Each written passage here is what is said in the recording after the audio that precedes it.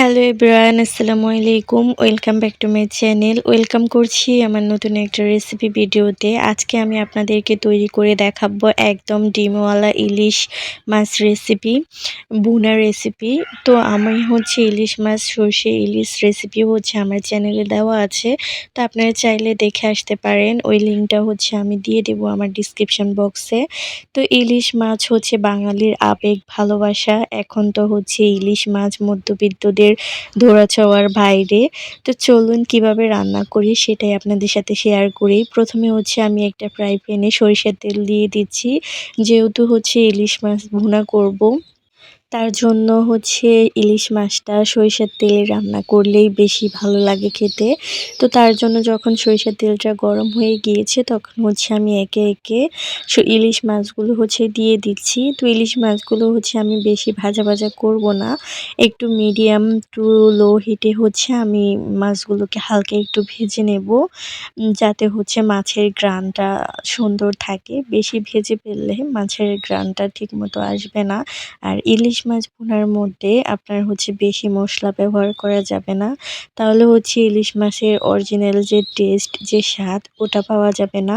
তো যে কোনো ইলিশ মাছের রান্না, সর্ষে ইলিশ বা ভুনা ইলিশ, যে কোনো রান্নাতেই ইলিশ মাছ রান্নাতে ব্যবহার চেষ্টা করবেন যে মশলাটা কম ব্যবহার করার জন্য। তাহলে ইলিশ মাছের রান্নার টেস্টটা খুব ভালো আসে মাশাআল্লাহ। তো দেখেন এখানে আমার মাছটা খুব সুন্দর করে ভাজা হয়ে গিয়েছে। তারপর আমি এপাট ওপাট উল্টে একটু ভেজে নিচ্ছি সুন্দর করে। তারপর আমি মাছগুলোকে নামিয়ে নেব। তো নামানোর পরে আমি বাকি প্রসেসিংয়ে চলে যাব। তো এখানে একটা গন্ডগোল হয়ে গিয়েছে। ভিডিওটা যেহেতু আমার অনেক আগের করা, তো আমার ইলিশ মাছের আরেকটা রেসিপি ছিল সর্ষে ইলিশ। তো হয়তো ভুল করে আমার এই ক্লিপটা কাটা গিয়েছে। আমি যে মশলাটা রেডি করেছি বা আমি যে প্রসেসিংটা করেছি রান্নার, তো সব ক্লিপটা মাঝখান দিয়ে কেটে গিয়েছে। এখন শুধু এই যে এই ক্লিপটাই আছে। তো সবাই একটু ক্ষমা সুন্দর দৃষ্টিতে দেখবেন।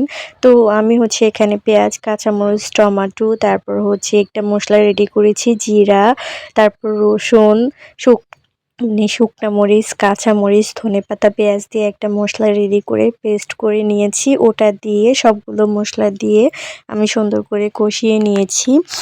বেশি পরিমাণ মশলা আমি ব্যবহার করিনি, যাতে টেস্টটা অক্ষুণ্ণ না হয়। তারপর আমার এই যে ক্লিপটা কোথায় যে হারিয়ে গেল, মনে হয় ভুলে ডিলিট করে দিয়েছি। তো সবাই ক্ষমা সুন্দর দৃষ্টিতে দেখবেন। তো দেখেন আমার ইলিশ মাছের কালারটা কত সুন্দর এসেছে, মাশাআল্লাহ, অনেক লোভনীয় হয়েছে। তো ডিমওয়ালা ইলিশ আপনারা চাইলে এভাবে রান্না করে খেতে পারেন। তো আজকে আমার রেসিপি ভিডিওটা আপনাদের কাছে কেমন লেগেছে অবশ্যই কমেন্ট করে জানাতে পারেন। তো আজকের জন্য ভিডিওটা আমি এখানেই শেষ করছি। আল্লাহ হাফেজ।